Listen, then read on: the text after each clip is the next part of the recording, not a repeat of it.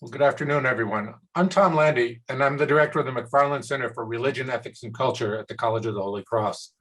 The McFarland Center sponsors a range of lectures, conferences, and discussions on a variety of questions of meaning, morality, and mutual obligation.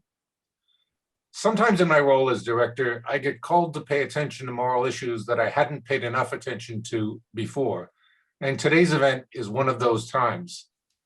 Before this year, I was not naive enough to be unaware of anti-Asian bias. I've heard enough account of it from friends. One friend just spoke to me about being alternately hyper-visible and invisible, as she described it. But I have to confess that it was an issue that was more often in the background of my mind than in the foreground of my imagination.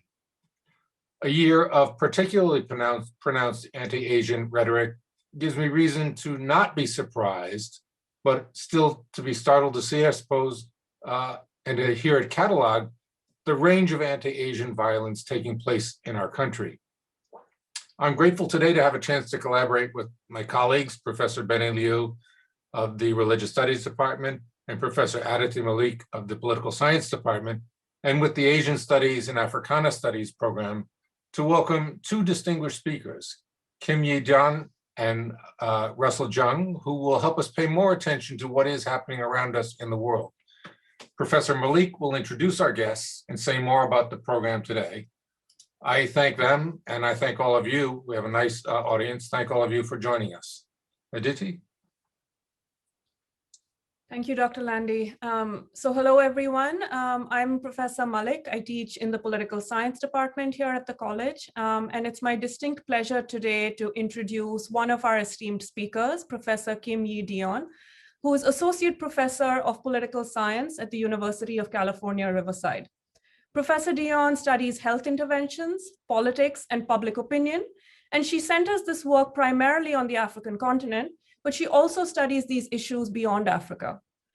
Professor Dionne is the author of the book, Doomed Interventions: The Failure of Global Responses to AIDS in Africa, which was published by Cambridge University Press in 2018.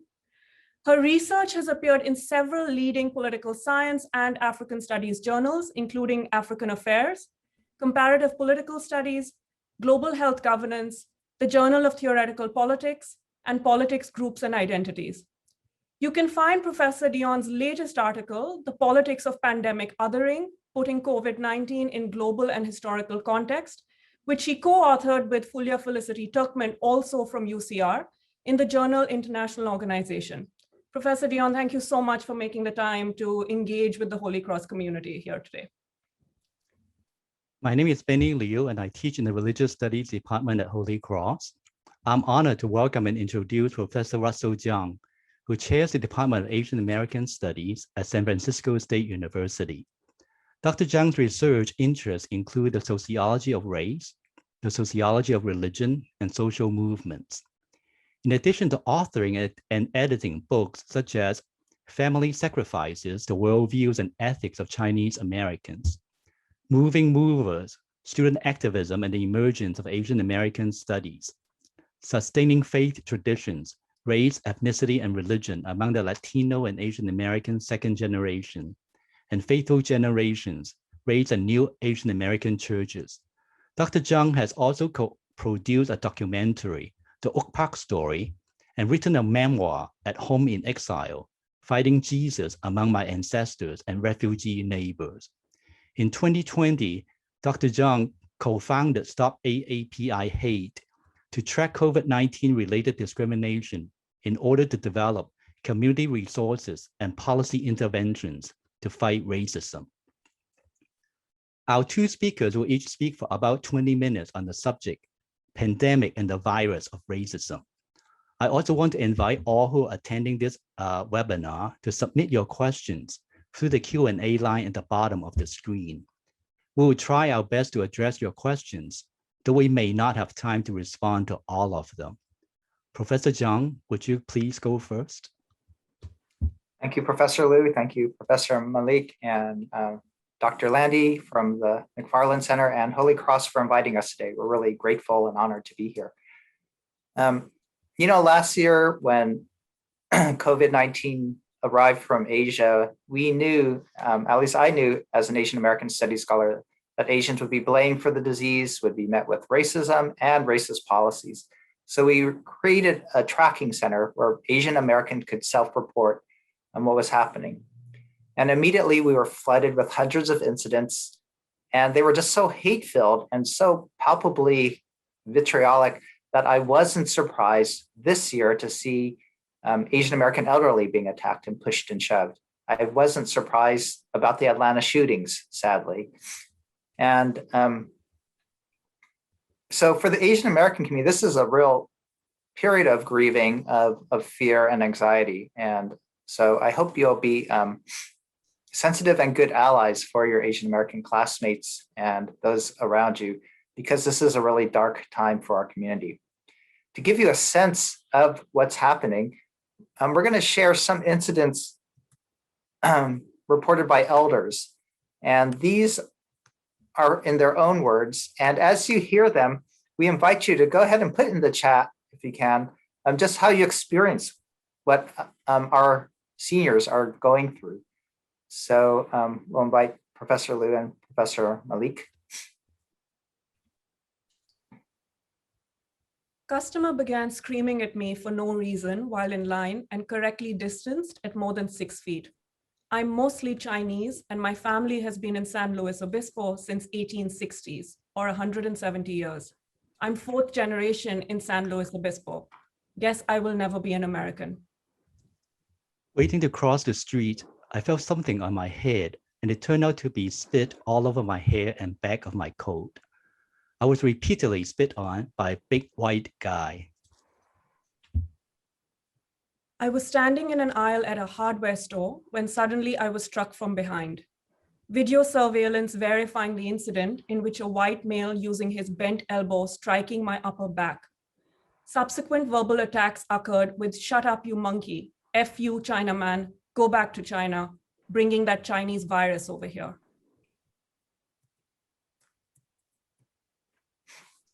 On my daily walk in my hometown Sausalito, wearing a face mask, a white woman yelled at me, "I hate Chinese people. Why do they come to this country?" when she passed me. I was stunned by her words and caused me to fear and be more alert of my surroundings. My wife and I were taking a walk minding our own business when 2 dogs tried to attack us. When the woman owner came to us, she said, "The reason the dogs are afraid of you is because you eat dogs." Then she said, "You need to go back from where you came from." We were shocked to hear this. Waiting to enter a pharmacy to get prescription, a group of construction workers not doing social distancing made fun of the situation by mocking me, faking coughing, spitting, and made slant eye gesture till I told him to cut it out. No one else called this person out. So as you could see from these incidents, they are horrific. We're often told, we as Asian Americans are often told to go back home. You could see the racial epithets and slurs used against us. And often the saddest and maybe most traumatizing thing is that people don't assist. There's no intervention. For me, I've been hearing these incidents over and over again, and it's easy as you watch it in the news to actually become desensitized. And I need to remind myself that these are individuals with families, that the victims of violence who passed away in the past year were real people. And so I want us to take a moment of silence now. And again, we'll invite Professor Malik to acknowledge and honor those who passed away from anti-Asian violence this past year.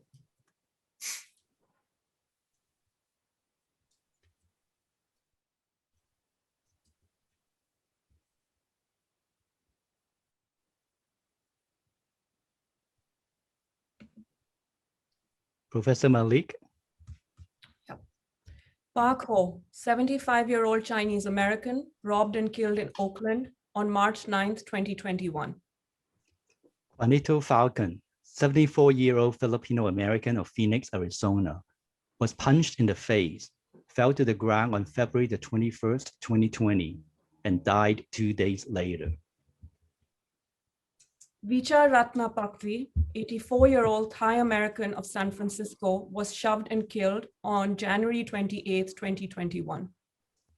Christian Hall, 19-year-old Chinese American, shot 7 times and killed by police in Monroe County, Pennsylvania on December 30th, 2020.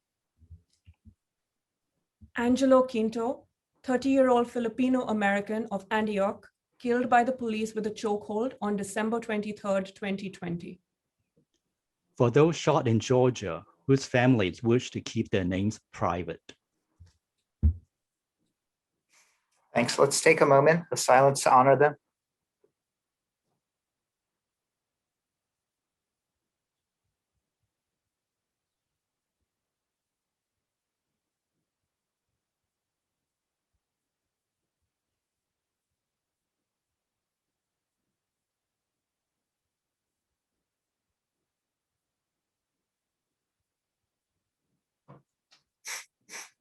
Thank you. So I'm going to quickly tell you the type of racism that Asian Americans are experiencing at this moment. To date, we've received almost 3,800 incidents of racism and hate, and they're not all hate crimes for which you could be arrested. 8% here you can see are civil rights violations. Asians are being mistreated at the workplace, being barred from ride shares. 7% are online cases, and this is probably, again, just a fraction of what's happening. And microaggressions constitute the largest categories. Almost 70% involve verbal harassment, like you've heard about, and 20 are cases where people avoid Asians. Now, these are microaggressions, but they are racially traumatizing. We just conducted a study of our respondents, and 1 out of 5 are now displaying racial trauma. That means elevated symptoms of depression, anxiety, hypervigilance, and avoidance. That's the hallmark of trauma, avoiding and being always aware of their surroundings. Assault makes up the 4th category, and Asian Americans were coughed on and spat upon so often that we actually created a special category for it, because we read over and over how people would just come up to another Asian and spit on them. And my own wife was running and someone blocked her path and just coughed in her face. Physical assaults make up 11% of the cases, and these could constitute the hate crimes that people could get arrested for and face more severe punishments if racial bias is found. We know, again, Asians have been pushed and shoved and had bottles and rocks thrown at them. A lot of times people try to run us over with their cars. So these are sort of hazardous times for Asian Americans. Those whom people think are vulnerable are even more attacked. So women are harassed twice as much as men, and youth and elderly are disproportionately impacted. So the question is, this is widespread. We have all 50 states reporting. Why are people targeting Asian Americans if the virus is simply biological? And Dr. Dionne will talk about it a little bit more. Why focus on a group of people if the virus doesn't discriminate? And 3 factors really contribute to the focus or the directing of fear and anger towards Asian Americans. And the first reason is the political rhetoric of last year. The term China virus was really damaging and actually deadly for Asian Americans. What it did is that it racialized the virus and made the virus Chinese, and it stigmatized the people so that the people were the disease carriers. Over time, when people heard this term again and again, they began the automatic assumption, the implicit bias that the disease was Chinese and Chinese people had the disease. That got reinforced in social media and in media. So here you have a picture of a University of Albany coronavirus party. The students were drinking Corona beer and celebrating with pictures of Chinese people with masks on. Some of the pictures had Chinese with their eyes X'd out as if they had died. And this is how other Americans are celebrating. This Instagram post went viral as well. It's a picture of a Chinese person eating a bat as the source of the disease. So what happens is if people hear the term Chinese virus again and again, they make that association versus Chinese, so that when they see a Chinese person, they make the automatic assumption, they racially profile us.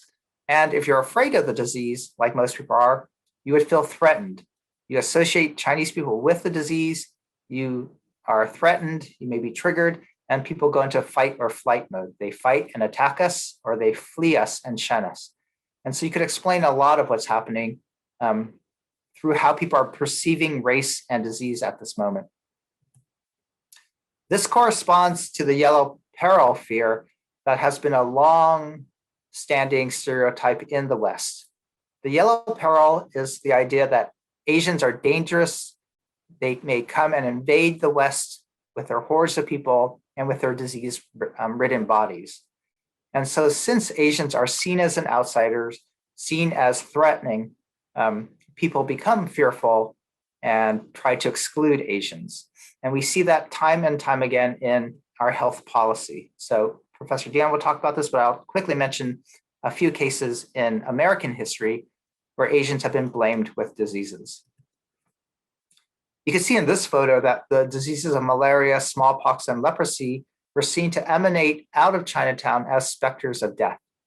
This was in the 19th century, and this sort of depiction, along with the idea that Chinese stole white workers' jobs and they were unassimilable pagans, that contributed to the passage of the Chinese Exclusion Act, the first piece of legislation excluding an entire group.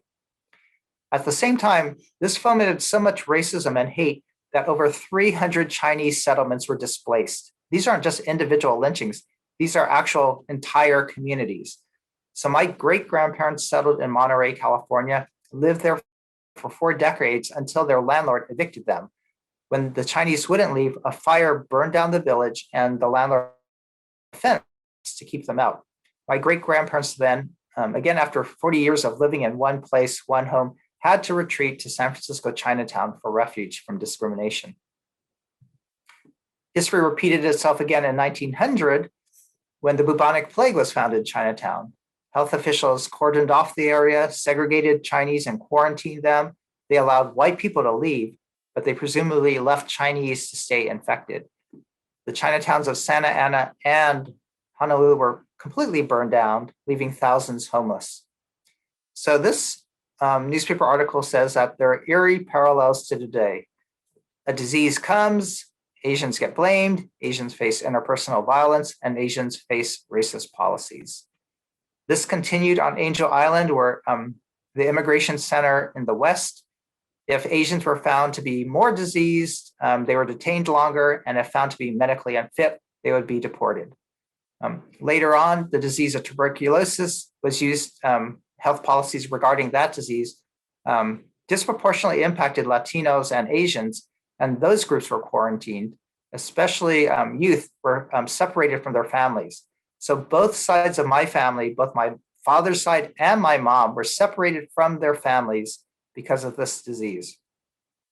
So because of racial policies and disease, my own family has been excluded, segregated, detained, deported, quarantined, and separated from their family. So you could see this is how Asian Americans are treated during these periods. Sometimes we're insiders to the US. We belong, we're seen as real Americans, we're model minorities. But in times of war, such as Japanese American incarceration during World War II, or the Islamophobia that Muslim South Asians and Arabs faced after 9/11, in times of economic distress and in times of pandemic, Asians are more framed and seen as outsiders, threats to be excluded. That's why you hear in all our incidents, go back to China, you effing chink. We're seen as not belonging. And that's why a lot of policies were implemented last year to treat us as outsiders who are to be excluded. So we would argue that Asians are racialized differently from Blacks. We're racialized as outsiders and treated as such. You could see this again in what happened in the Atlanta shootings, that Asian American women are often treated on this insider-outsider binary. If Asian American women are seen as insiders, then they're portrayed as China dolls, submissive, docile for the white male gaze. But if we're seen as outsiders, then Asian American women are portrayed as dragon ladies, threats, hypersexualized. This type of portrayal leads to objectification so that people can feel licensed to go and shoot, to drive and attack Asian businesses and then shoot at disproportionately Asian American women. This is the intersectional objectification of women where both race and gender intersect to impact them unfairly. So I'll wrap up and just talk about how racism has impacted our community now, beyond the violence, beyond the fear. Asian Americans are the racial group with the highest rate of mental health distress at the moment. And those who experience racism have even higher rates of depression, stress, anxiety, and somatic symptoms. Here's one of my takeaway points. We, again, surveyed our respondents and we asked them, what's your greatest fear during the pandemic? They unanimously said racism.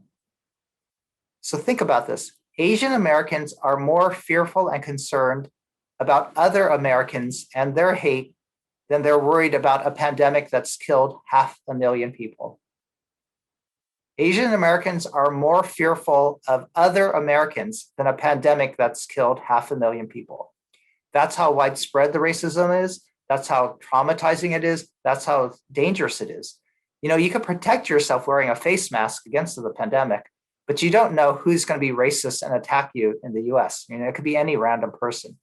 So again, Asian Americans are in a state of siege at the moment. Our businesses have also been impacted. People were avoiding Asian American restaurants, nail salons, and as a result, they closed even before the pandemic and even before the government shutdowns. And a lot of Asian Americans who worked there lost their jobs. Asian Americans now have the second highest joblessness rate. And finally, like I said, history repeats itself. Not only do we face violence, but we face racist policies. So last year, with COVID-19 as a rationale, the administration extended the Muslim ban to include Asian countries. He banned Chinese scientists and researchers. He suspended migration visas, so you couldn't reunite families. He cut refugee resettlement. He cut H-1B visas. All these policies sought to exclude Asians as outside threats. And it's just been really damaging. And that's why now I think for a lot of your Asian American classmates, family and friends, we're really concerned and we're really calling on government to address both its rhetoric and its policies that harm us. So I'll stop there for now and then allow for Professor Dionne to share. Thank you, Professor Jeung. Professor Dionne. Thank you. I'm just getting the slides up. So I want to also give my thanks to Benny Liu, Aditi Malik, and to Tom Landy for inviting us here today, and for all the folks at College of the Holy Cross who made this event happen. I'm quite honored actually to be a part of an event that's featuring Russell Jeung, whose work I deeply admire. It's rare in the academic world that you find a scholar who's doing community engaged work in such a meaningful and important way. We know that there are lots of demands on folks' time, so we appreciate those of you who came to be with us today, and those of you who are watching the recording after the live event. I imagine all of you are aware of the timeliness of the topic for today's event, and I think you should know that this event was coordinated even before the killing spree in Atlanta last month. Unfortunately, like the recent police killing of Daunte Wright, that acute tragedy in Atlanta is emblematic of a broader, deeper problem with racism and the need for anti-racist action. So I'm going to speak specifically today on racism and othering as it relates to pandemics. And I use a term, pandemic othering, which I just want to define so that we're all on the same page. As social scientists define it, othering takes place when one group of people, usually a majority group, target a marginalized group and treat them as if there's something wrong with them by identifying perceived flaws in the outgroup's appearance, practice, or norms. So by extension, when I refer to pandemic othering, I'm referring to the acts of othering that occur in the context of a pandemic. And the one we're currently living through, as I'm sure you're all familiar with, as COVID-19 began to spread around the world last year, so did reports of discrimination and violence against people from marginalized groups. This image is from last year as the pandemic emerged and political leaders and citizens alike sought a source to blame and avoid, and often the targets of blame were from marginalized groups. This photograph is from San Francisco and looks in particular, and showcases in particular a group that has been targeted just because of their perceived identity. As this was emerging, I started working on a paper, which has now been published as an article with Felicity Turkmen, as my colleague, Dr. Malik had said earlier. And so I'm going to be drawing a lot from that article, and I want to let folks know it's available. The journal has made it available for free, so you can download it and read it at your leisure. Now, in that paper, we argue that in a global politics characterized by racialized inequality, pandemics like COVID-19 exacerbate the marginalization of already oppressed groups. We look at published research on previous pandemics to try to historicize pandemic othering and blame, and to enumerate some of the consequences for politics, policy, and public health. Specifically, we draw lessons from smallpox, the bubonic plague, the 1919 influenza pandemic, HIV, the ongoing HIV/AIDS pandemic, SARS pandemic, and the more recent Ebola pandemic in West Africa. I'm going to talk about a few of these, not all of them, in the talk, and then, I think I'll talk a little bit as well about how COVID-19 fits into this long history, and we hope that in hearing this presentation or in reading our paper, you walk away with the understanding that putting COVID-19 in historical context lays bare this continuation of a long history of othering and blame. It happens during disease outbreaks. It also happens during other moments of crisis, as Dr. Jeung mentioned earlier, right, during times of insecurity and even war. So given that I'm trying to put this in historical perspective, let's go back in time. To get us started, let this photo take you to 1897 Karachi in what is today Pakistan, but at the time was part of the British Empire. This photo is part of the Wellcome Trust archive. And the summary from that archive, the caption is that the photo comes from a series of photos taken of the work of the Plague Committee, which consisted mostly of volunteers who were organized into parties and were responsible for the segregation and inoculation of various districts in Pakistan. And so, it's a rather anodyne summary of the Plague Committee's work, which obscures more than it reveals. This photo summary is no exception to the collection that the Wellcome Trust makes available online. You can, go through that archive on your own. In those summaries, there is no discussion of empire or repression, even though both of those things were happening during, and that's exactly, how these quarantines were working. And what called for this kind of quarantine? Being on the international trading route, there was immense pressure on the British imperial government to control the emergency. The bubonic plague was highly contagious, and human transit was an important source of spreading the disease, as human transit allowed germs to be carried from continent to continent. So the Plague Commission recommended preventive measures to disinfect and evacuate infected places, to put a control over mass transit, and to improve sanitary conditions. And of course, that might sound familiar to all of you who are living through a pandemic, and you have to wash your hands, you have to be careful when you travel, if you travel at all. But there's more. The Epidemic Diseases Act passed in 1897, and the Governor General of then Imperial India, of which Karachi was then part, conferred special powers upon local authorities to implement the necessary measures for control of epidemics. So to quote Muhammad Mushtaq in his study of a public health campaign in British colonial India, he said there was a vigorous execution of the act. Colonial power was used for forceful segregation of infected persons, disinfections, evacuation, and even demolition of infected places was carried out. Medical and administrative officials had the right to inspect any suspected person or place. And you have to remember, if you associate a disease with a certain group of people, that means you're going to subject that group of people to greater inspection and to greater scrutiny. So during the third bubonic plague, which lasted from 1894 to 1950, societies around the world linked the pandemic with discourses on race, immigration, and class. White South Africans linked the plague to race and immigration, as did elites in Buenos Aires and in Rio de Janeiro. In all these cases, scientific authorities had also instrumentalized the disease outbreak to promote social engineering that pushed unwanted groups to the margins of urban settings. There were other motives. It didn't have to have anything to do with the pandemic. If the land that these communities were settled on was beginning to increase in value, here's an opportunity to get that land. In the French colonial Pacific, the outbreak brought to the surface racial and class tensions between white settlers and the majority population in New Caledonia.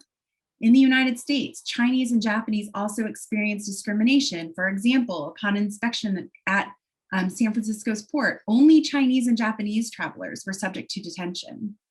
There are also reports of incidents in which Americans in China were targeted and accused of importing plague, and there was violence against foreigners during the pandemic. It was sufficiently bad that the American consul in Canton wired his concerns about the safety of American citizens there. Now, the still ongoing HIV/AIDS pandemic offers multiple accounts of othering and blame. In the early years of the pandemic, the actions and ideologies of dominant institutions in the US and the United Kingdom constructed AIDS as a problem of marginalized groups, especially white gay men. But also Haitians in North America were targets of discrimination and blame in the early AIDS pandemic, not least because of speculation about the virus's origins in Haiti. Blame and othering associated with AIDS wasn't uniquely North American or even Western. We see in particular from Evan Lieberman's work on India and South Africa, lots of connections to marginalized groups in those places. So South Africa in particular, people associated AIDS with immigrants and blamed these outsiders for bringing HIV into the country. The government repatriated workers, migrant workers of nationality groups with higher rates of HIV, including sending an estimated 13,000 minors back to Malawi, a neighboring country from which there's a lot of migrant labor. And only 200 of them had tested positive for HIV, but it was higher than any other nationality group. But again, at the same time that this was happening in South Africa, there was movement for change. This is just in the immediate pre-apartheid era. And there were demands by Black South Africans that they have more access to labor. And the apartheid government's response to this was to take migrant labor and expel them from the country to free up labor opportunities for Black South Africans. Now, this may be a more familiar case to many of you in the Zoom room today. The 2013 to 2016 Ebola pandemic that was centered in Guinea, Liberia, and Sierra Leone offers a number of examples of othering, discrimination, and blame. In the United States, people associated Ebola with Africans and immigrants more broadly after a traveler from Liberia was diagnosed with Ebola in Dallas, Texas in October 2014. The emergence of this first case on US soil prompted a flood of flawed reporting in Western media. I've included an image here that, a deeply problematic Newsweek cover that, Newsweek has no apology for. They thought it was perfectly fine to portray the disease in this way. And I want to say African immigrants in the Dallas-Fort Worth area of Texas experienced significant discrimination during this period.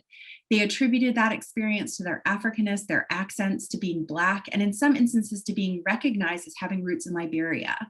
While African immigrants in Dallas likely had the most heightened experience with othering and blame, Africans elsewhere in the United States were also targets.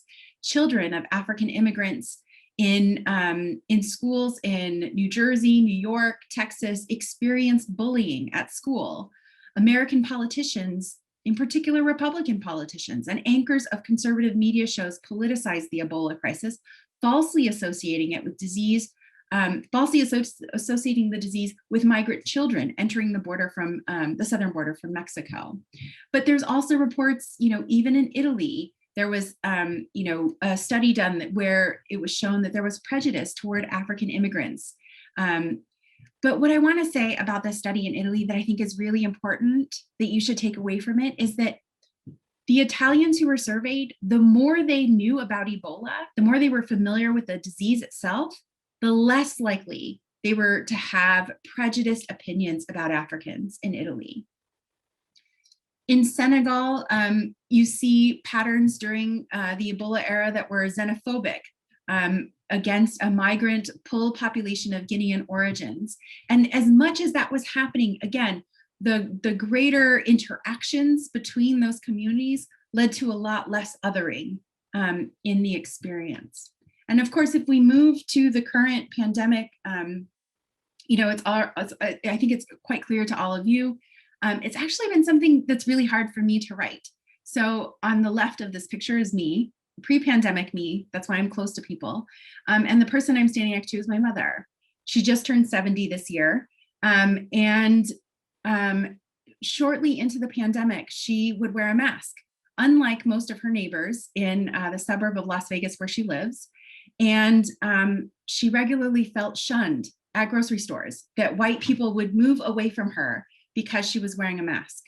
I think it was almost a year ago, my mother was on her regular walk in the park near where she lives.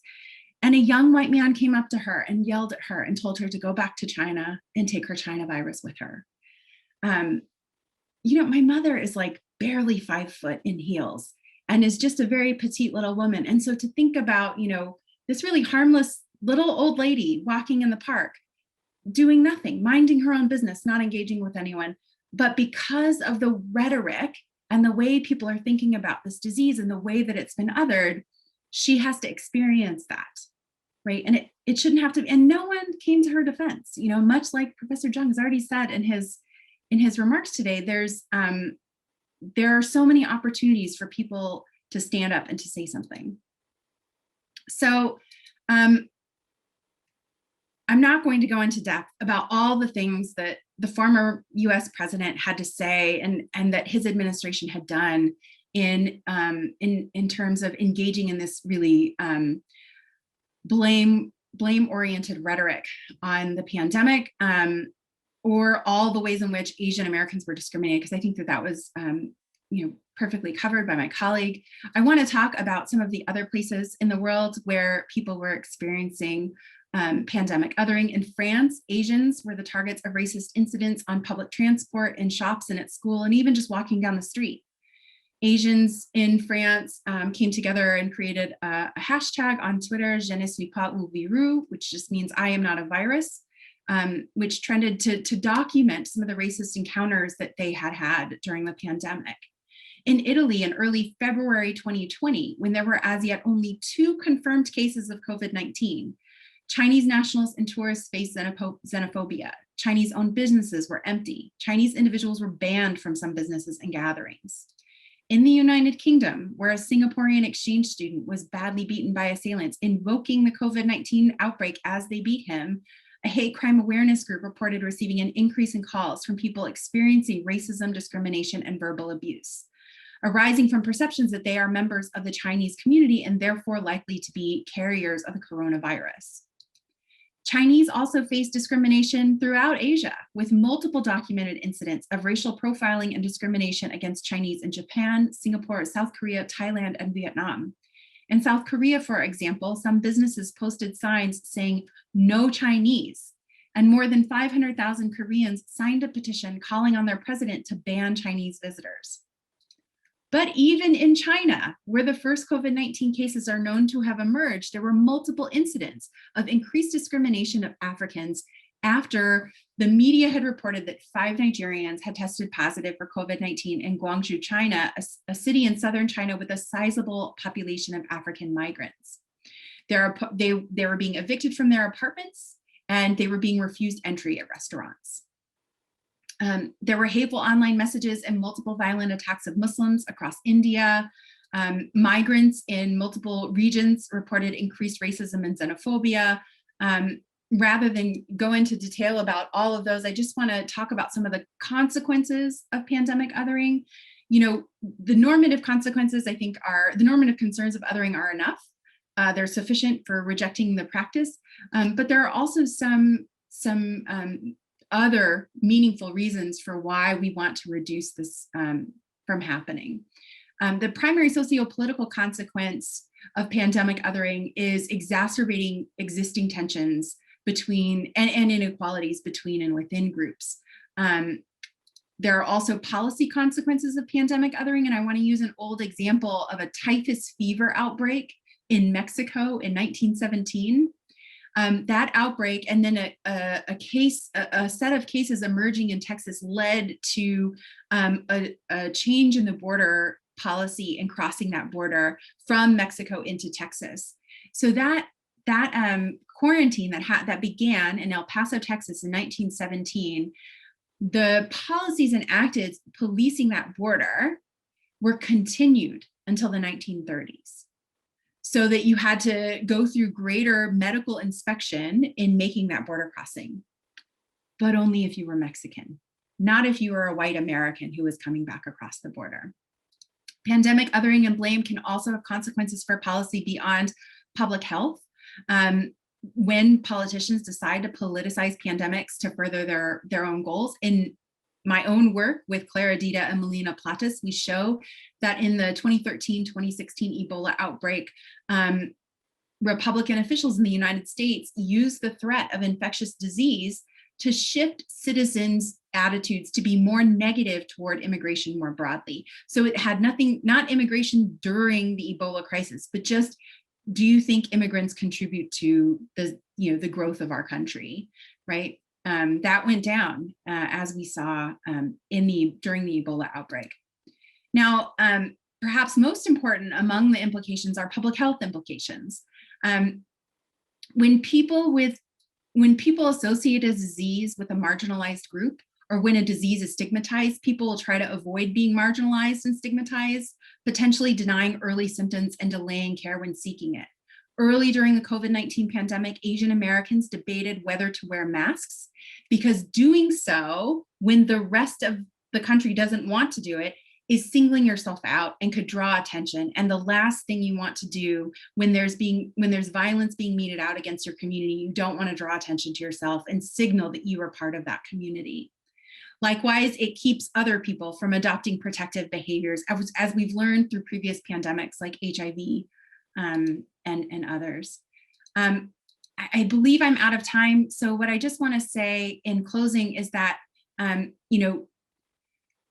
the consequences of pandemic othering, there's more we can study. There are policies that have been trying to get at this problem. For example, the World Health Organization in 2005 declared we should no longer place name viruses, because doing that associates a place and a people to that virus. And we see what those consequences are for when you do that. Unfortunately, the WHO does not necessarily have the wherewithal to be able to tell, for example, American presidents not to do it. So we might need to be creative and imaginative and think of other things that we can do to stop this kind of hate. Thank you. Thank you so much, Professor Dionne. Thank you. Both of you have given us a lot of information as well as sharing some personal stories, so we really appreciate that. Once again, I want to invite those who are joining us to submit your questions through the Q&A line. But before that, let me see if our speakers have comments or questions for each other. Anything? If not, maybe I'll ask a question to get us started. I've been thinking about this, that Asian Americans, as Professor Jeung has talked about, right, have often been tagged as a model minority. And many Asian Americans, I have to admit, seem to be political apathetic or conservative, with economic success as a primary goal.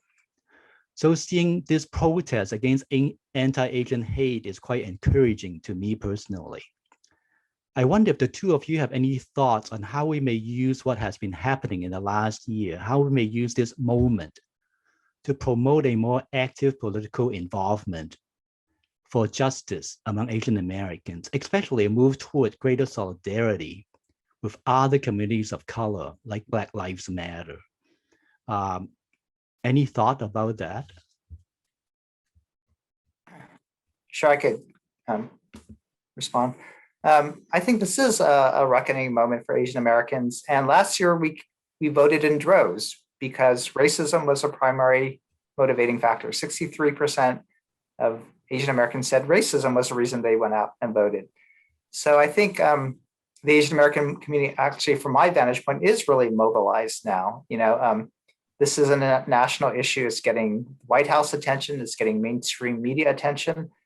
And so I think Asian Americans can't really complain about being invisible or unheard at the moment. I think we're working really closely with government officials to address the issue. And for me, it's a national issue of racism and violence. It's not an Asian American issue. It's other people's issues towards us that needs to be dealt with. And so I think, we don't want this just to be a moment, but we've always intended Stop AAPI Hate to help build a movement, both to build the organizational capacity of a lot of smaller, more isolated communities, and then also to raise awareness that we continue to address the long-term solutions towards racism. So, like the Band-Aid approach, let's just have more hate crime enforcement. That's like, oh, you have lung cancer, let's just, have surgery. But really, we need more preventative measures to stop the rhythm. And so we're addressing those types of long-term policies like ethnic studies or more civil rights protections. Yeah, that I would only add that Asian American is a broad category. And so while I do think that, in this moment there's been kind of this galvanizing of political action among at least, my middle-aged Asian community friends.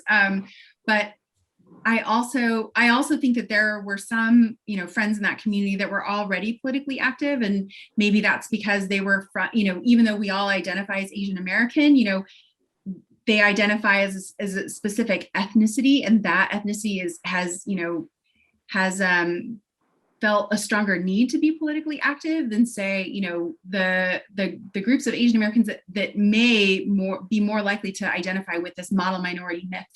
Right. And so I think that it's important to disaggregate and think about, as much as we can think about the Asian American community as a unit, we also should think of it as an umbrella under which there are many different communities as well. And there's some really great, if folks are interested, there's some really great information and data on this that my colleagues in political science have been working on, called AAPI data, where you can look at,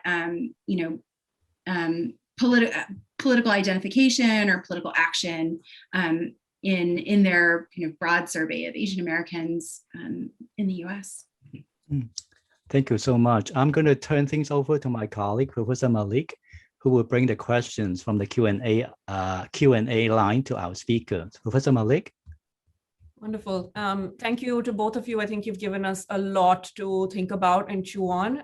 So our first question comes from an anonymous attendee, and it gets to some of these intersectional dynamics that came up in both of your presentations. And the question is, both in recent trends and in terms of how we understand othering historically, how would you say anti-Asian racism in the United States intersects with class, if at all?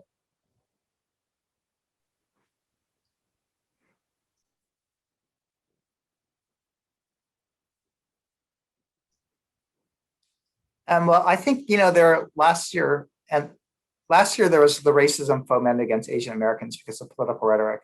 And we've always, especially Asians in low income areas, have long experienced violence and street crime, right? So that was even pre-pandemic. So you have these two related trends. You have racism plus the violence experienced by working class, low income Asian Americans. This year, though, they get conflated so that everything Asian Americans are experiencing are hate crimes. And again, they're related, but I think they're distinct trends that we need to address. So I think race and class do intersect. I do think that Asian Americans who are low income do face much more violence because they live in high crime neighborhoods. I think that outsider racialization, that they don't belong in these neighborhoods, or they're seen as outsiders invading, let's say, as immigrants to a new neighborhood, exacerbates the violence that they experience. So it's clear for me, at least, that Asian Americans in high crime areas are much more vulnerable and targeted. And that's where you see a lot of these cases in the news. It's in New York and San Francisco, in urban, dense communities where there's high income equality, right? Asian Americans have the greatest income inequality. You have really rich Asians and really poor Asians. And I think it's really the poor Asians who are being attacked, at least in the news. Yes, and I'll just also circle back to say, I think class is important to talk about. I think if we look at the, a lot of the reports of the attacks, it's also age, right? So, and as Professor Jeung mentioned earlier, gender, right? So, what I think is really interesting what the events in the US are, I think, instructing me to do in my research is to re-examine the work that we did and try to look at it more intentionally with the intersectional lens, to think about, okay, well, if pool migrants in Senegal are facing xenophobia during the Ebola pandemic, is it female pool migrants? Is it older pool migrants? Is it, those who have, higher lived poverty? What are these like? And then how do the kind of incidents that they're experiencing, how are they different, right? Is it, and I think that's one of the, that's something we can do a little bit more in the United States because of organizations like Stop AAPI Hate, which are collecting that kind of data. So, so I have to think about, like, how do we take what we're learning in these lessons here in the United States and think about how we might study this problem more broadly. Thank you so much. Our next question is from Professor Curran, who teaches in the history department here at the college. And he asks, how do we square this idea, which we have heard a lot about, certainly in public rhetoric, right, that the virus arrived from China, with the empirical reality that a lot of the early instances and many instances initially were coming from Europe and not always associated with Asian travelers as carriers. So how do we square those two?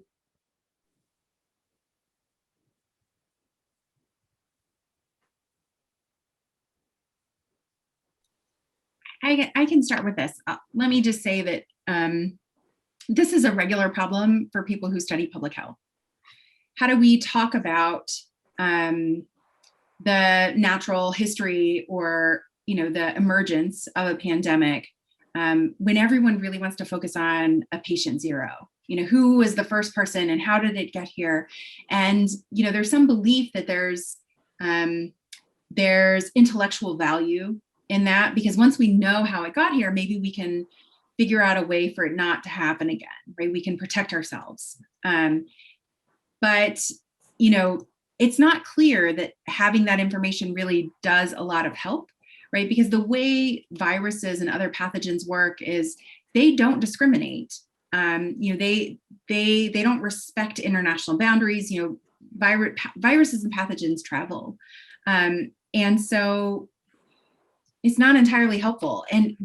But we get it. People want to know how these things emerged. And, when I study, most of what I do is work in Africa. And the first cases on the continent were European travelers on holiday, going to Morocco, Egypt, South Africa, and most of the people who were getting it on the continent were people who lived in these kind of tourist destinations. And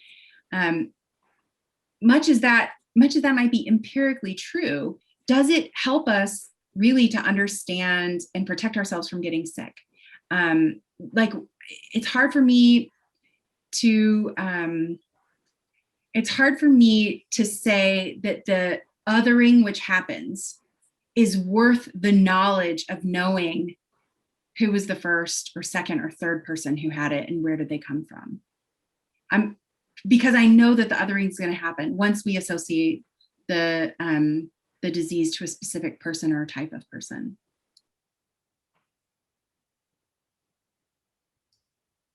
Professor Jeung, anything to add, or should we get to a couple of other questions? Yeah, I think Dr. Dionne.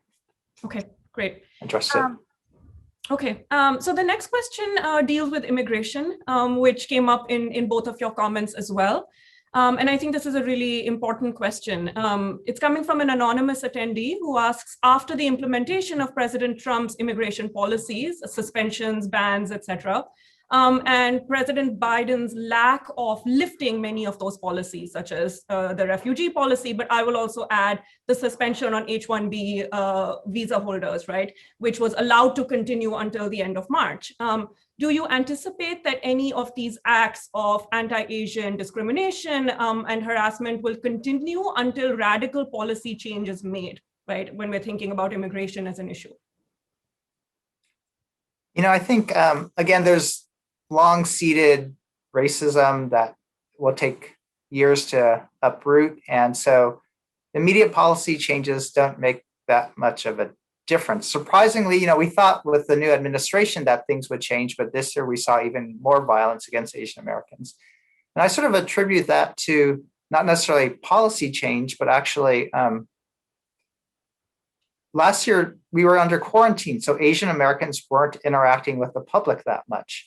But now this year, as people are coming out of the pandemic, we actually have more opportunities to experience racism. And because we're getting more attention, people are reporting more. So I think that sort of explains why you see this year, there's been pent up anger, economic distress, mental health issues, and again, continued rhetoric that blame that has led to the violence against Asian Americans. So I think you could change some immigration policies and they need to be changed, but to really dislodge the racism, we have to really change our understanding of who belongs to America. Again, for me, that outsider racialization that Asians are foreigners, and therefore, if you're foreign, you could be treated objectively, is sort of this weird thinking that I don't really understand about America.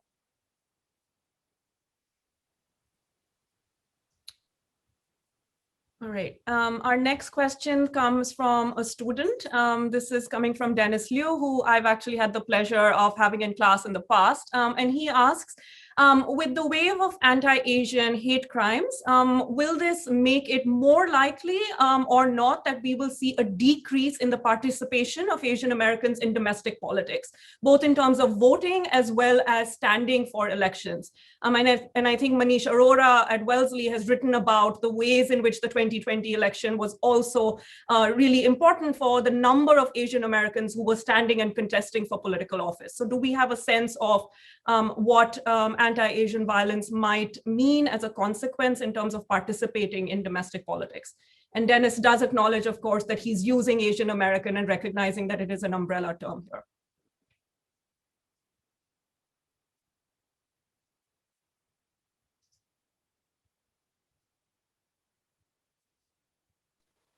I'll just jump in and say, I don't think the violence is going to quiet Asian Americans from being politically active. You know, Manish Arora's research, I think, is going to give us a lot more insight on this than you know, my set of friends. But I think that if anything, you know, the attacks on especially elders in our community has galvanized a lot of us to make sure that, you know, we're all registered to vote and we're all doing what we can to make sure that people, you know, our families, our friends are also registered to vote and are, you know, making our voices heard that way, but also not waiting for elections to exercise our democratic rights to let our government know what we're not going to tolerate. And I think that it's, you know, to me, it's really impressive the ways in which Asian Americans are navigating a pandemic while also trying to, you know, make their voices heard, right? And, you know, I think that there's still a lot more work to be done. I think that, you know, as stated earlier, right, I think there's a lot of opportunity to coalesce with other groups that are experiencing racism in America and showing solidarity with them. Because I know that, you know, especially when the Atlanta killing spree happened, you know, some of the first people to reach out to me and check in on me and my family were my Black friends who know what it's like to, you know, to have events like this happen and have it deeply affect you. And even if it's not happening specifically to you, seeing something like this happen to your community can really have an impact. And I think that I don't think that people are going to, be less likely to turn out or be less likely to take to the streets. They might do it in different ways. So they might not, go out alone. They might go in groups, right? And I think that those kinds of strategies, we have, at least here in the United States, a long history of social movements and protests that allow us to learn what some of these strategies are and to incorporate them. Yeah, actually, I just want to bounce off that idea of building the movement. And so Stop AAPI Hate, we've really mobilized on the volunteer support of Asian Americans from all walks of life. And so we've had high school students help build our dashboard. We've had data scientists then improve our dashboard. We've had marketing executives help us with our social media. We've had, celebrities come and, rally around the cause. So I think Asian Americans have really used social media before there was mainstream media attention, before there was government attention. Asian Americans use alternative media to get the word out. And just to let you know how big the movement is now, Stop AAPI Hate has gained tens of thousands of individual donors. So we're getting people, from all walks of life, from a whole bunch of different racial groups, allies like African-American grandfathers saying, we understand and sending us money. And to speak on Asian American unity, Stop AAPI Hate is led by Manju Kulkarni. She's a co-founder and she's Indian. The National Table, another coalition, is led by Arti Kohli, another Indian woman. So Stop AAPI Hate is building on previous movements for justice for Vincent Chin, learning from those who experienced Islamophobia after 9/11. And early on, we were really strategic, saying this is what happened to South Asians. There was a mass shooting against Sikhs. They were detained and deported. They had to face registration. The exact same scenarios are occurring now. So we've really utilized previous experience to build on this moment. We're also learning from Black Lives Matter how to amplify the social messaging. Now there's a lot more corporate support now. And so we're partnering with Disney and TikTok to get our messaging out. So, and then finally, this is BTS, the K-pop group, tweeted out Stop AAPI Hate, and that became the number 3, tweeted message globally. So this is, like Professor Dionne said, a global issue, and the movement, I don't think we're going to be able to suppress it anymore, especially with the younger generations. I know younger generations are angry. They know that Black lives don't matter. They know that their grandmothers don't matter to other Americans. And so they want America to live up to its ideals. Thank you. So our next 2 questions, I'm actually going to club 2 questions because they're getting to similar ideas. One of them comes from Professor May Sim, who directs Asian Studies here at the college. And Professor May Sim asks, given that education is a way to remedy racial discrimination and history of racial discrimination, could our speakers provide some suggestions for educating the young and particularly pre-college age students about communities of color? And a related question coming from an anonymous attendee asks, what suggestions could you offer for non-Asian, non-AAPI community members to be supportive of AAPI community classmates, colleagues, friends, etc.? So getting to these ideas of allyship.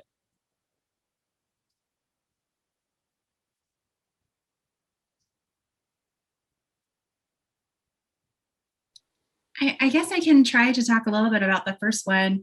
All of the experimental studies that we've seen looking at, for example, American college students' opinions about migration shift dramatically when those college students are required to take a course in international relations. And the reason why is because one of the things that they learn in international relations is about comparative advantage and the flow of capital, both financial and human. And when you learn about that, it makes you realize that migration can actually be a net benefit for the destination country. And so you see that, college students, once they've taken this class, they either shift their opinion or they, so all this is to say, when people learn about the world, even if they have racist or xenophobic ideas in the past, they change them when they learn about the world. So it's really important that, even kind of, I don't think of an introduction to international relations. I'm sorry to all the IR profs who might be in the room. I don't think that that's a particularly progressive way to think about the world, but it is really powerful. And, so I think any opportunity you have to talk about, world events and to talk about the world, but be careful with using just the international news media, because news media focuses so much on negative reporting, both domestic and international, but especially international, right? You learn about wars or conflict or disease, all these things that are threatening and scary, because somehow that's what international news media editors think is going to sell subscriptions.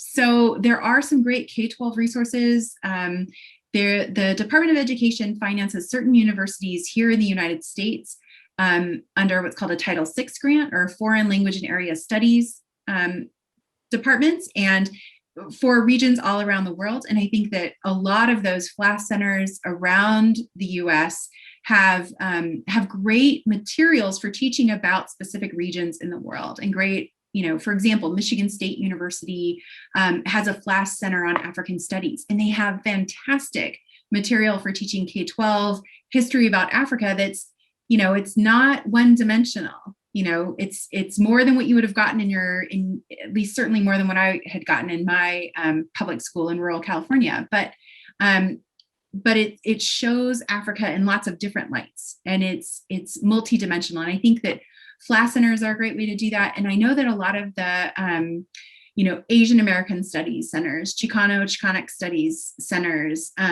African American Studies centers, or departments all throughout the country.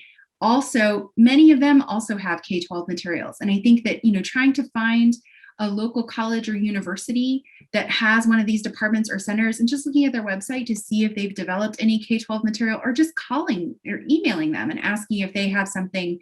I think that would be a great thing for, any teachers in the audience to bring something like that into your classroom.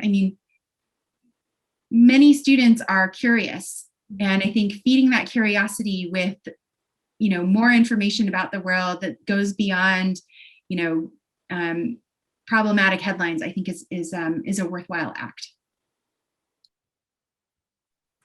Yeah, similarly, like international relations, ethnic studies also sort of expands students' sense of empathy. Last year, we had a call out for high school interns, and we got 100 across the nation. They did their own study of 1,000 Asian Americans, and they came up with their own policy report recommending ethnic studies K through 12. That policy report was just used by Representative Grace Meng, and she just introduced a bill in Congress calling for an Asian Pacific American History Act that funds curriculum development for Asian Americans to address the racism. So if you want to get politically involved, support Representative Meng's bill and our students' recommendations. For what allies can do, there's a lot what allies can do, and I really appreciate that question. Again, I say Asian Americans really are in a state of siege and fear and anxiety. So having others support us, I think, is pretty meaningful. So the first thing you could do is, if you see or witness an event, help intervene, right? And attend to the targeted individual, because they may not be physically safe. So you got to get them into a safe situation. Don't engage with Twitter, but instead, you may set boundaries. We don't appreciate that racist language, step back, but then really attend to the targeted individual. And then report, because by reporting, we take witness reports. That helps us track what's happening. That gives us a collective voice. If we didn't have the numbers, we wouldn't have the attention of President Biden. But now we do, because we've been able to document the racism. So please report and intervene. And I guess the last thing I think allies can do, so I don't know if Holy Cross is addressing it, or if there's been an official statement from Holy Cross, but Student groups could hold workshops, this one, share how they're feeling.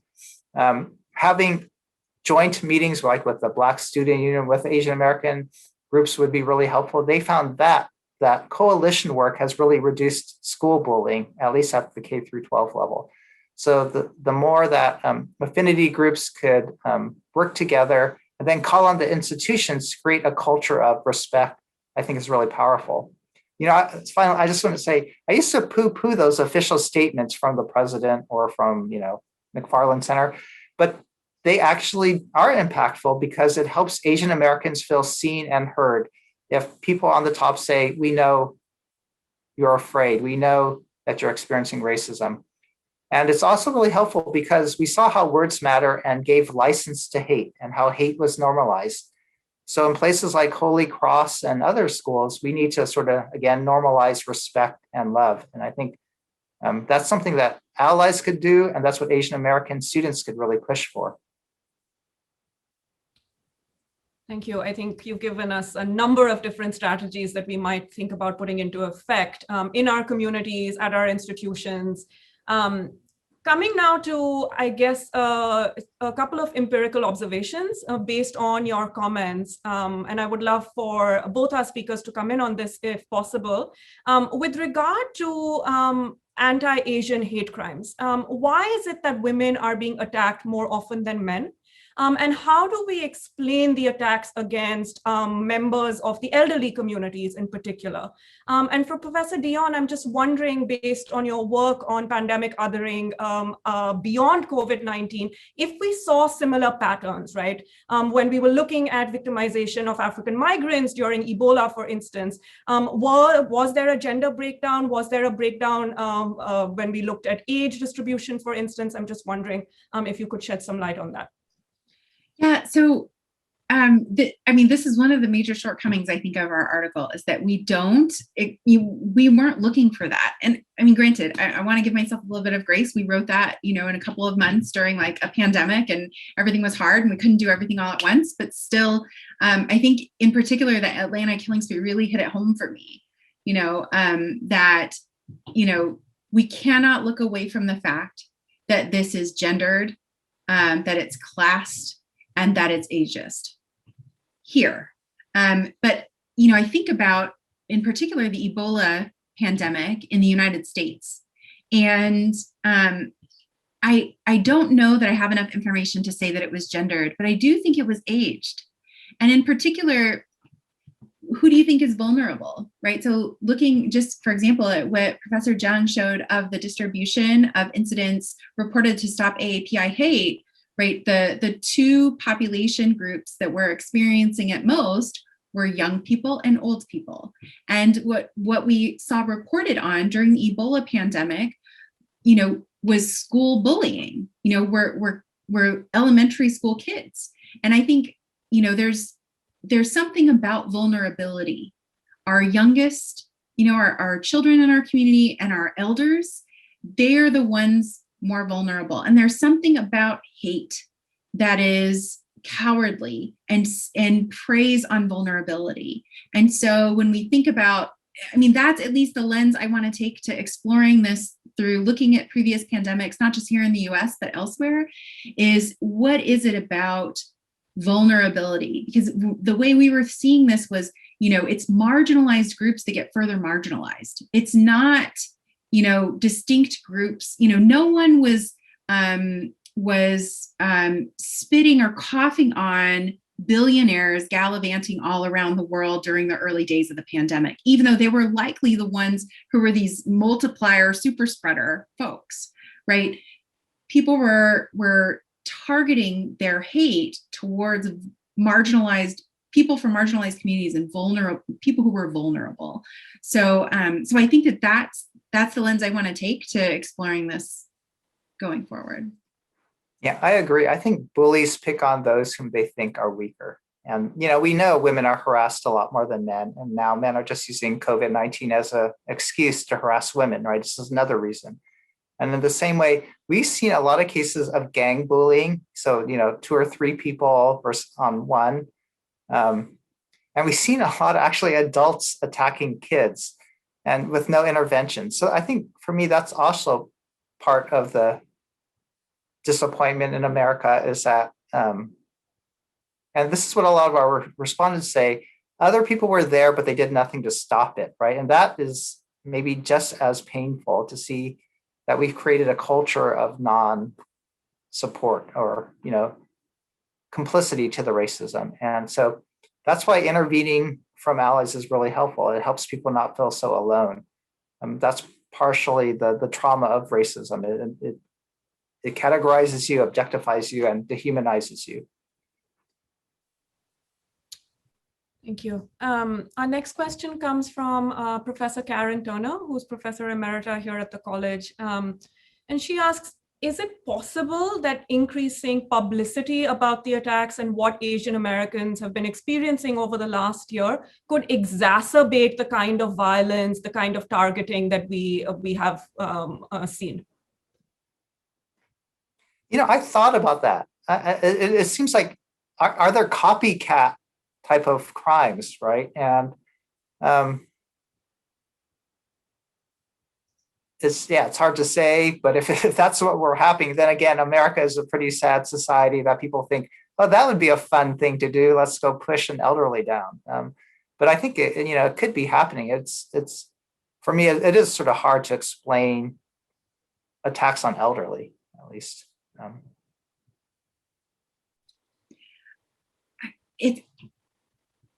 I worry that it normalizes. Like the more people see it, the more it's like, well, that's just a thing people do. But I don't know that that's empirically true. It's just a concern I have but at the same time, what is the answer to that? Does that mean we don't talk about these things? I mean, I think, we need to talk about it. I think sunlight's the best disinfectant. And it's important that we have information like this so that people, know how to move in the world and try to keep themselves safe. But I do worry about it sometimes. I mean, much like, the more we read about school shootings, is it normalizing it? It's okay, not okay, but it's not surprising that someone would do this. I do worry about that, but I don't know how valid that concern should be or how paranoid it might be. Thank you. Our next question, I guess, given that we've talked about allyship and how we might approach allyship, and Professor Jeung spoke really powerfully about building a movement, it comes from an anonymous attendee, and this individual asks, do the rising incidents of violence and targeting of members of the AAPI community appear to be creating tensions within the community, right? Within groups that identify as Asian American or Pacific Islander here in the United States? Is there any evidence of that?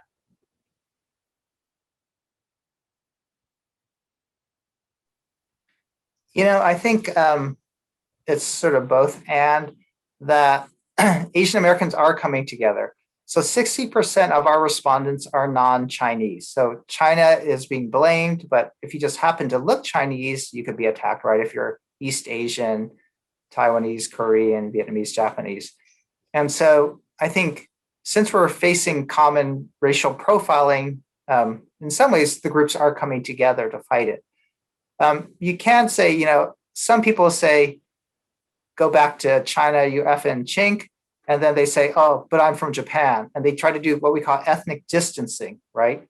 And, but that doesn't really work, against the perpetrator. They don't care, right? And so I think it's actually more effective for Asian Americans to band together now to fight the racism rather than trying to ethnically distance themselves. Like in World War II, there are signs, Chinese wear buttons, I'm not Japanese, right? To ethnically distance themselves, but it doesn't necessarily work.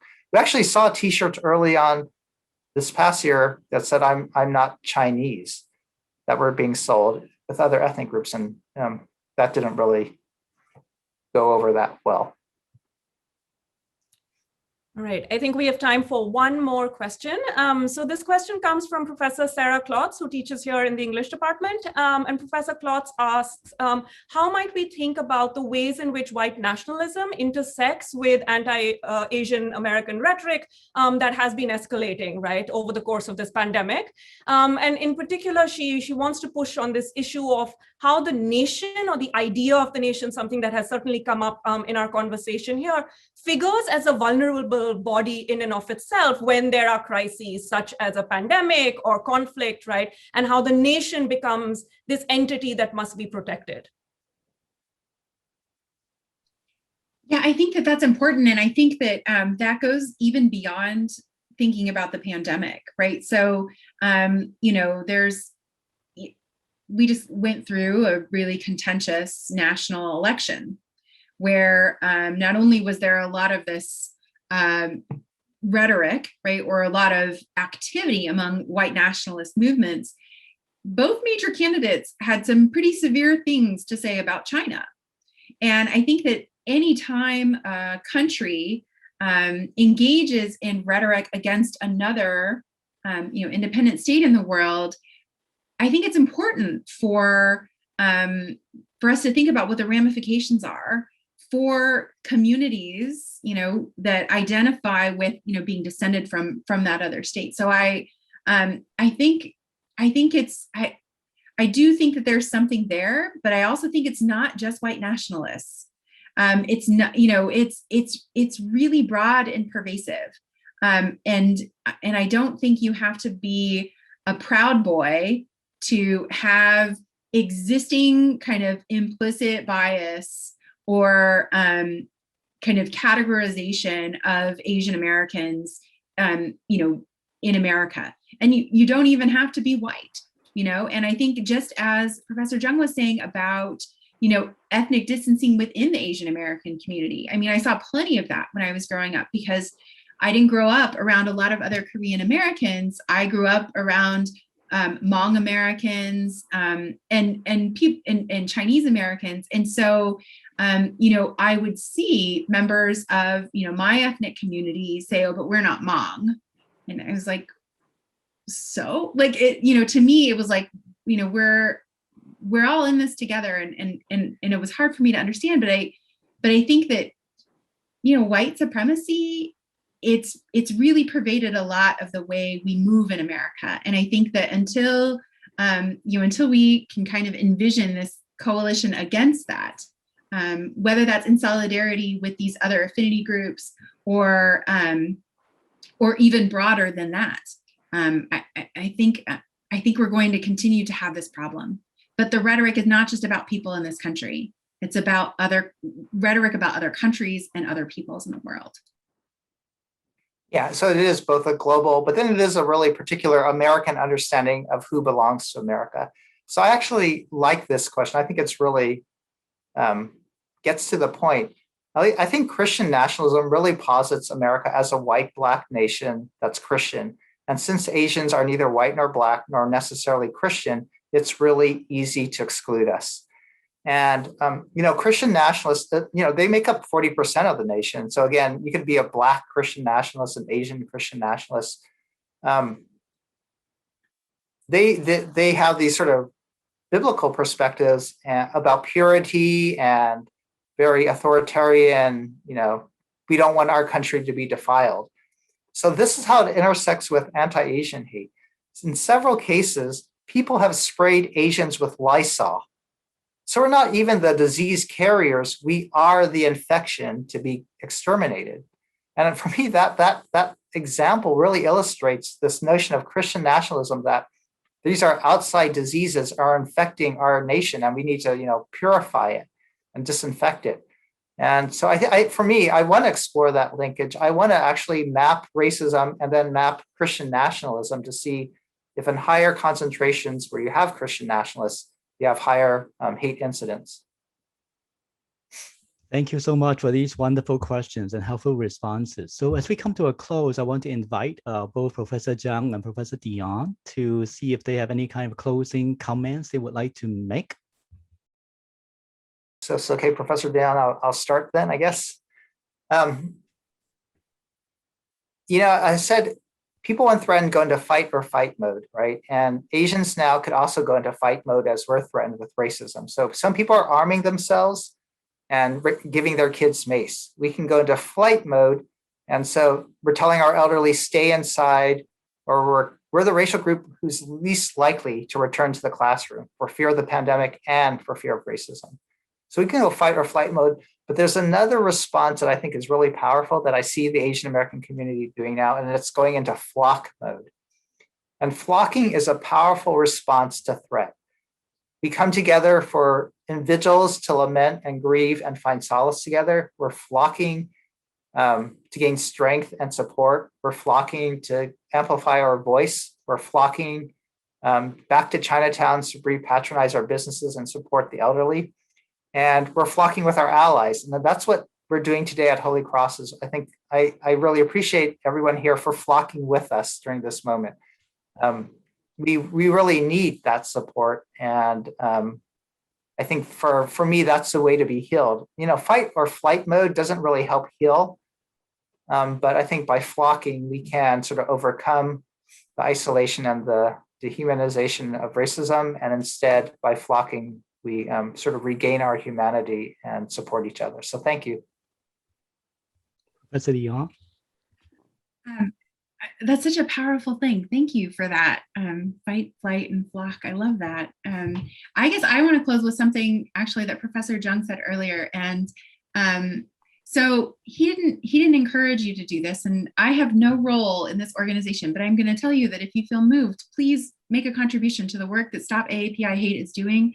You just go to stopaapihate.com and there's a donate button, and you can contribute to the work that they're doing to collect this information, where, people are able to speak to people in their own languages. I think that's quite powerful. And I'm really impressed with the work that they're doing.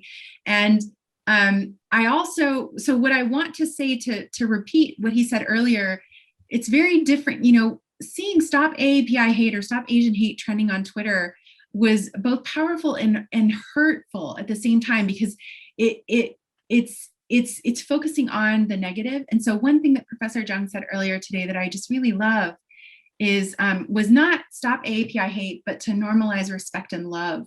And I think that, trying to, for those of you who, especially who are educators, trying to push that narrative, right? Respect and love, not just for AAPI in your community or at your schools, but for everyone in the classroom or for everyone in your workplace, normalize respect and love. And maybe by really pushing our culture in that direction, we can, again, as Professor Jeung said, live up to American ideals.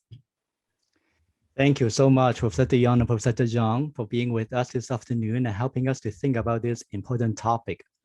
I'm going to put the formality aside. So I'm going to say, Kim and Russell, I hope you know that after this, you have a lot more friends at Holy Cross. So I hope you'll come back, especially when we can meet in person again. I also want to take a moment to thank Danielle Kane, who provides support for this webinar behind the scene. But finally, let me thank everyone who joined us. We hope you'll consider joining us for another Holy Cross event. Thank you so much for being with us. Have a great evening, everyone. Bye-bye. Thanks, you all. Bye-bye.